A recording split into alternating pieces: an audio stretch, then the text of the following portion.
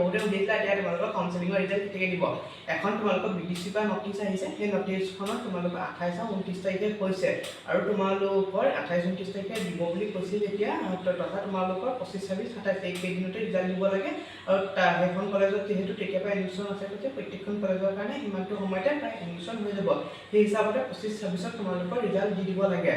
আৰু এইখন কলেজৰ কাৰণে তোমালোকৰ পেমেন্টটো কেনেকৈ কৰিব লাগিব কি হ'ব সেই গোটেই প্ৰচেছটো এই ভিডিঅ'টো কম তোমালোকে চাবা ভিডিঅ'টো আৰু তোমালোকে পেমেন্টটো কি দিব লাগিব ডকুমেন্ট লগতে সেই কথাখিনিও কম সো ভিডিঅ'টো কমপ্লিটকৈ চাবা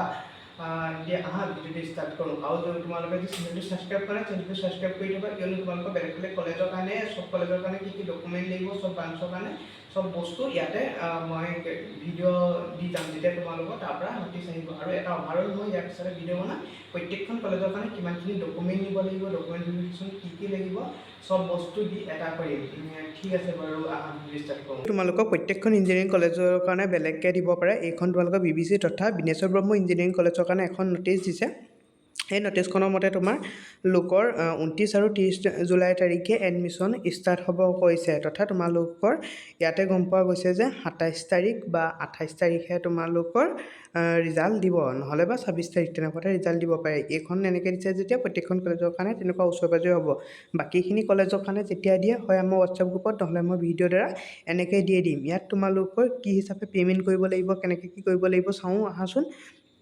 ইয়াত তোমালোকৰ কেমিকেল ইঞ্জিনিয়াৰিং কলেজৰ কাৰণে ইলেক্ট্ৰিকেল কেমিকেল ইঞ্জিনিয়াৰিং কাৰণে তোমালোক দেখিছা 29ত যাব লাগিব 10টা বজাত তোমালোকৰ আছে 10টাৰ পৰা 1টালৈকে তেনেকৈ তোমালোকৰ চিভিলৰ পৰা 2টাৰ পৰা 5টা বজালৈকে আছে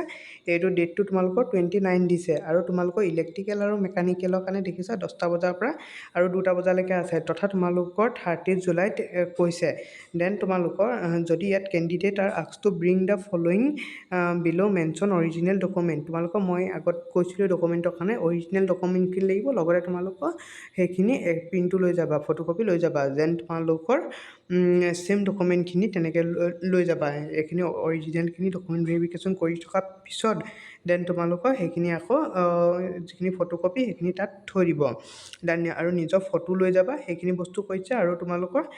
এইটো প্ৰথম এডমিশ্যনত 10,000টো ল'ব 10,000টো কেনেকৈ দিব লাগিব কি তলত চাওঁ আহা ইয়াত তোমালোকৰ এইটো ষ্টেট বেংক অফ ইণ্ডিয়া যিটো তোমালোকৰ অনলাইন SBI.com আছে তাত কৰিব লাগিব তাত কৰিবলৈ তলত তোমালোকৰ এটা প্ৰচেছ আছে সেই প্ৰচেছটো মতে মই তোমালোকক দেখাই দিম ৰ'বা কেনেকৈ হয় তোমালোকৰ ডকুমেণ্ট ৰিকুৱাৰ্ড কি লাগিব ইয়াত এইকেইটা ডকুমেণ্ট দেখিছাই মেইনলি এইকেইটা ডকুমেণ্ট তাৰ কাৰণে দিছে তোমালোকৰ চাই লোৱা 2 copy photo and money receipt যিটো ৰিচিপ্ট থাকে দুটা ফটোকপি চব যিটো মানে তোমালোকৰ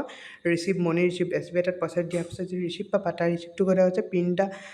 of copy candidate and details of the uploaded in সমৰ্থ পৰ্টেল তোমালোকৰ কেণ্ডিডেটৰ ডিটেইলছখিনি যোনখিনি আপলোডেড কৰিছিলা সেই তাৰ প্ৰিণ্টখন কথা কোৱা হৈছে আৰু প্ৰভিজনেল এলটমেণ্ট লেটাৰ মানে তোমালোকৰ যোনখন তাৰ পৰা লেটাৰ পাবা সেইখনটো একচেপ্ট কৰাৰ পিছত সেই লেটাৰখনৰ পিছত মই এটা ভিডিঅ' বনামেই ৰ'বা ইয়াৰ পিছতে তোমালোকৰ চিটেবল ৰিজাল্ট দিয়াৰ পিছত কেনেকৈ কি কৰা হয় আৰু কি ডকুমেণ্ট নিব লাগিব তাত মই প্ৰত্যেকটো কথা ক'ম ইয়াত তোমালোকৰ ৰিজাল্টৰ মেইন কথাটোৰ কাৰণেহে কৈছোঁ তোমালোকে নিজে দেখিবা আৰু এইকেইটা ডকুমেণ্ট নিব লাগিব এডিশ্যনেল ডকুমেণ্ট ৰিকুৱাৰ্ড চাই লোৱা এইকেইটা দেন তোমালোকৰ পে'মেণ্ট মেথডটোৰ কথা ক'বলৈ গ'লে এইখন তোমালোকে দেখিছা প্ৰথমতে ষ্টুডেণ্টটোৱে তোমালোকৰ যিটো SBI মই কৈছোঁ অনলাইন সেইটো SBI.com ইয়াত দেখিছা তাত যাব লাগিব দেন তোমালোকৰ SBI কালেক্ট দেন তোমালোকৰ চিলেক্ট কৰিব লাগিব Bineswar Brahma engineering college then তোমালোকৰ ফ্ৰম দ্য কেটেগৰী তুমিলোকে ফাৰ্ষ্ট ছেমিষ্টাৰ এইটো কাৰণে দিব লাগিব দেন তোমালোকৰ CWE দিব লাগিব কেণ্ডিডেট নেম দিব লাগিব পেৰেণ্টছৰ নেম দিব লাগিব ব্ৰাঞ্চটো দিব লাগিব কোনটো ব্ৰাঞ্চত পাইছা মোবাইল নম্বৰ etc সেই কৰিব লাগিব ভেৰিফাই ডিটেইলছৰ কাৰণে কমপ্লিট অনলাইন পে'মেণ্টটো তোমালোকৰ কৰাৰ পিছত তোমালোকে যিখন তাৰপৰা ৰিচিভ পাবা পেন সেইখন ছেভ কৰি থ'বা আৰু সেইখন তোমালোকে লৈ যাব লাগিব সেইটো কথা মনত ৰাখিবা সেইটোৱে তোমালোকৰ ছিষ্টেমটো আছিলে ইয়াত যদি মই এখন দেখাবলৈ যাওঁ এনেকৈ তোমালোকে তাত কৰিব পাৰিবা চোৱা যেতিয়া তোমালোকে পইচা হেৰিৰ কাৰণে যোৱা SBI তাত তোমালোকে এই প্ৰচেছটো মই এখন এনেই ইয়াত দেখাই দিছোঁ চোৱা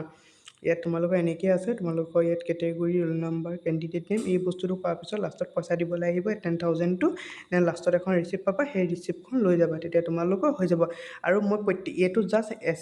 তোমালোকৰ বিনেশ্বৰ ব্ৰহ্ম ইঞ্জিনিয়াৰিং কলেজখনৰ কাৰণে কেনেকৈ ৰিচিভ কৰিবা দেন তোমালোকৰ ৰিজাল্ট কেতিয়া মানে দিব সেইটো আপডেট নটিচখন অহাৰ কাৰণে দিছোঁ আৰু মই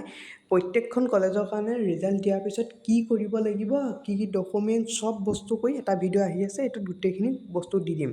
ঠিক আছে দিয়া।